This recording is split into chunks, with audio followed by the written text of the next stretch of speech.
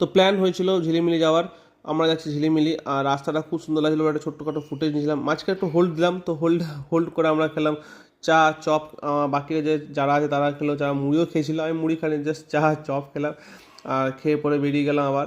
আর এই যে ঝিলিমিলি রেসর্ট যেখানে আমরা পৌঁছেছি, খুব সুন্দর জায়গা, ট্রি হাউস আছে, মাড হাউস আছে, টেন্ট আছে, সব রকমের অবস্থা আছে, খুব সুন্দর একটা। আর পুরো গাছে ভর্তি, তোমাদের খুব ভালো, যদি একদিনের জন্য যাও তো খুব সুন্দর লাগবে।